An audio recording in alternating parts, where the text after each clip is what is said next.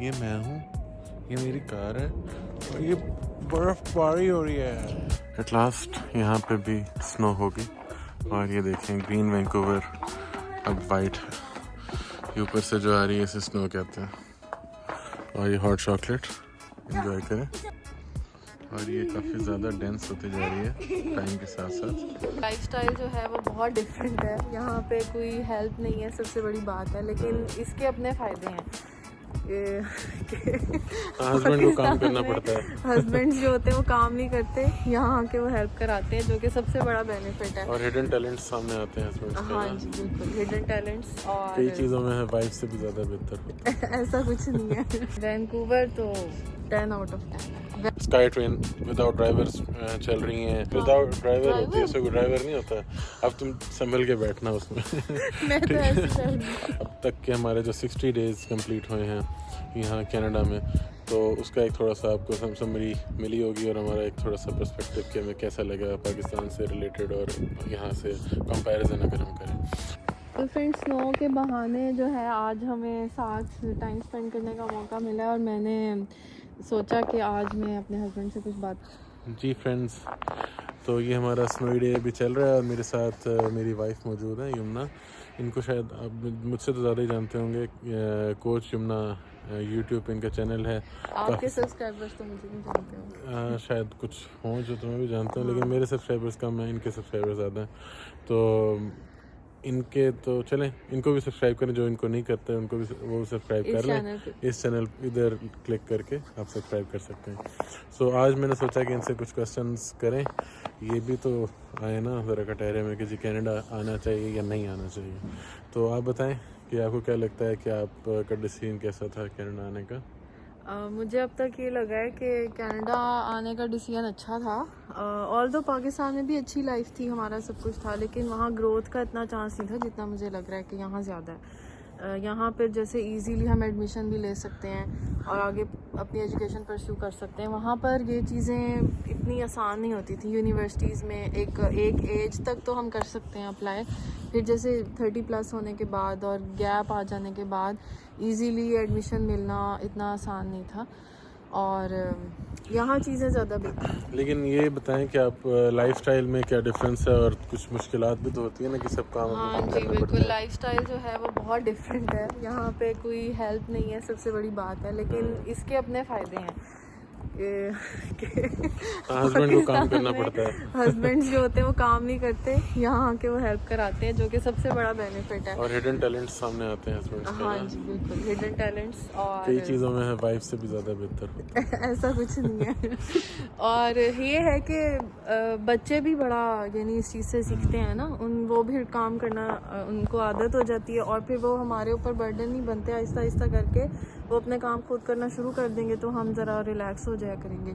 Initial days tough होते हैं। और लाइफस्टाइल की अगर बात की जाए तो यही बात है कि हर काम हम अपने हाथ से कर रहे हैं, तो ये देखा जाए तो सुन्नत भी है, इस्लाम भी हमें यही सिखाता है, तो इससे ज़रा अच्छा है सब कुछ, मतलब ये चीज़। अच्छा, तो ये बताएं कि आप वैंकूवर को क्या रेट करते हैं कि वैंकूवर बाकी किसी भी दुनिया में कोई शहर अगर आपको चॉइस मिले, आपने वहाँ जाना हो या यहाँ आना हो, तो क्या बेहतर है? वैंकूवर तो 10 आउट ऑफ 10 है। वेदर का अगर आप देखें ना, माशाल्लाह, मतलब अब फर्स्ट टाइम यहाँ स्नो हो रही है और अगर हमें पहले से पता हो ना कि सिर्फ 4-5 दिन होनी है, हफ्ता होनी है, तो इतना तो चलता है ना, बस ठीक है। बाकी यानी कि वैंकूवर में आके लाइफ रुकती नहीं है, हर चीज़ रूटीन में चल रही होती है। बाकी शहरों से अगर हम कंपेयर करें, वहाँ तो जहाँ डेली बेसिस पे स्नो पड़ी रहती है, उन शहरों से तो ये बहुत अच्छा है, क्योंकि ऑब्वियसली इंसान की नीड है कि बाहर फिरना होता है, बच्चों को बाहर लेके जाना होता है, धूप ज़रूरी होती है हमारे लिए। यहाँ माशाल्लाह सनशाइन भी बहुत ज़्यादा रहती है, रेनफॉल भी होती है, स्नो भी होती है, सब कुछ होता है, लेकिन इतना होता है कि हम इजीली बाहर फिर सकते हैं। तो बहुत अच्छा सिटी है, मैं तो 10 आउट ऑफ 10 रेट करूँगी।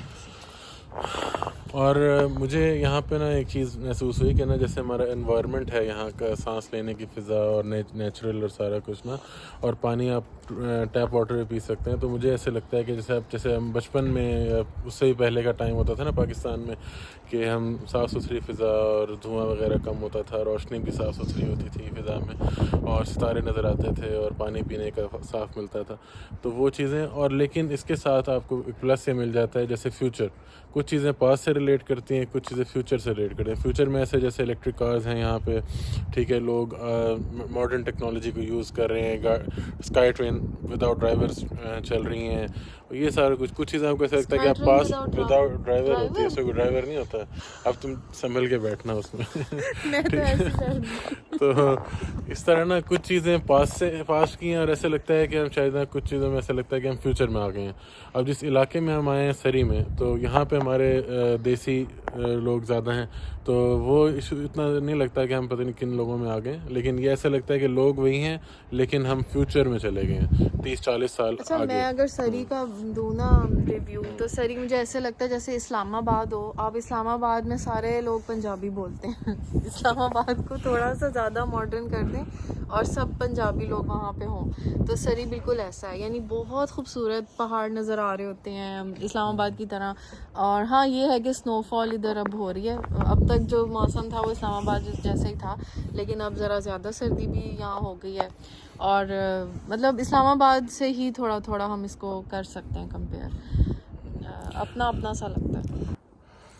एट लास्ट यहाँ पे भी स्नो होगी, और ये देखें ग्रीन वैंकूवर अब वाइट है, ये ऊपर से जो आ रही है इसे स्नो कहते हैं। और ये हॉट चॉकलेट एंजॉय करें।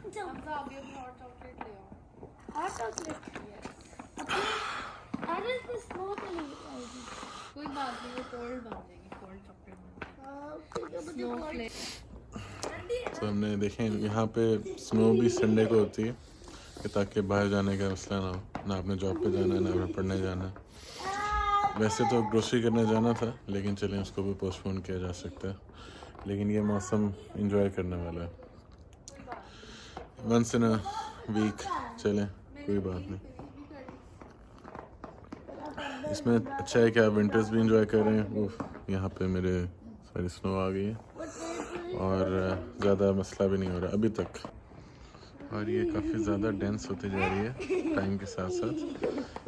सनराइज़ के बाद ही ये शुरू हो गई थी, और यहाँ सारा कुछ कवर्ड होगा बर्फ़ से। माशाल्लाह, ये सुबह उठते ही बाहर का नज़ारा। यहाँ पे फर्स्ट टाइम स्नो देखी, बहुत ही डिफरेंट, मेरा शायद लाइफ में फर्स्ट टाइम एक्सपीरियंस है, तो ये थोड़ा सा काम मुश्किल हो जाते हैं, लेकिन वाह,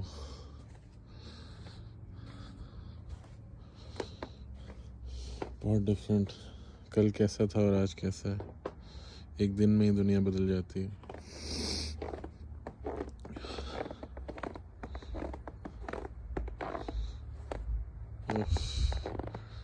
सब कुछ वाइट हो चुका है माशाल्लाह। ये मैं हूँ, ये मेरी कार है, और ये बर्फबारी हो रही है,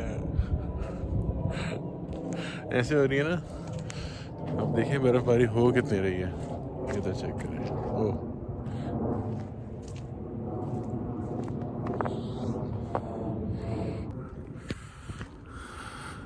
आज संडे है और हमारा स्नोई संडे इसको कह सकते हैं वैंकूवर में, क्योंकि ये आज का दिन प्रेडिक्टेड था, 2-3 दिन से आ रहा था, कहने सब कह रहे थे कि संडे को होगी स्नो, और वैसा ही हुआ। जब हम उठे तो सुबह सब कुछ फाइट था।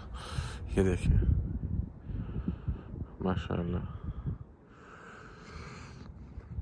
अब इस रोड पे क्या ड्राइव कर सकते हैं, बहुत मुश्किल हो सकती है ड्राइव करने में। विंटर टायर्स यूज़ करने पड़ते हैं, और उसमें भी बहुत एहतियात के साथ। ये देखिए ज़्यादातर गाड़ियाँ यूज़ नहीं हो रही हैं, आज संडे है इस वजह से भी, लेकिन वैंकूवर में स्नो की प्रिपरेशन इतनी ज़्यादा होती नहीं है, क्योंकि यहाँ पे स्नो ज़्यादा पड़ती नहीं है, तो यहाँ पे साफ़ भी ज़्यादा नहीं जल्दी करते स्नो को। तो फिर इस लिहाज से हमें ना उसी तरह प्लान करना पड़ता है, स्किप करना कार को और चीज़ें सोच के जॉब पे जाना या जॉब की ऑफ लेना। अगर 1 या 2 दिन की ही बात है ये, तो फिर तो कोई इशू नहीं होता। तो ये वैंकूवर इस तरह लगता है स्नो में। अब तक की जो आपने वीडियोस देखी होंगी सब में यही एरिया में दिखाता था, लेकिन वो सब ग्रीन होता था उस टाइम, और ये सब वाइट स्नो की चादर में छुपा हुआ वैंकूवर और स्पेसिफिकली सरी। माशाल्लाह। अब मैं सोच रहा था कि अल्लाह का लाख लाख शुक्र है कि हम यहाँ आए, क्योंकि जो ये अभी हालात एक दिन में हुए हैं, जिन लोगों को ये 3-3, 4-4 महीनों में फेस करने पड़ते हैं, उनका क्या हाल होता होगा। हमें तो एक दिन में बस हो गई। एक दिन का है, कब से इसका वेट कर रहे थे स्नो का, और यहाँ पे रुका नहीं जाता बाहर। आप अगर जितना भी स्ट्रॉन्ग हो जाए, वार्म हो जाए, ठीक है, 1 घंटे में बस हो जाती है और आपको होता है कि वापस अंदर चलें और कंबल में जाके बैठें, चाय शाय पिएँ। दर्द होने लग जाता है जिस्म में, समझ आ रही है। तो शुक्र करें पाकिस्तान में ऐसे मसाइल से नहीं निपटना पड़ता। शुक्र करें घर वालों के पास है, अपनों के पास है। तो आज ही हमने देखा कि हमने थोड़ा सा टाइम मिला एक दूसरे से बात करने का, आप लोगों से भी हमें बातें की इस बारे में।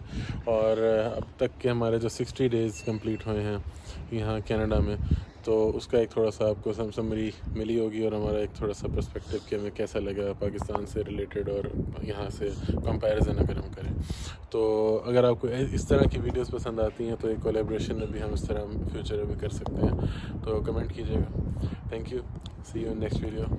अच्छा, इनको like, share and subscribe to walking tails and to my channel coach Yamuna.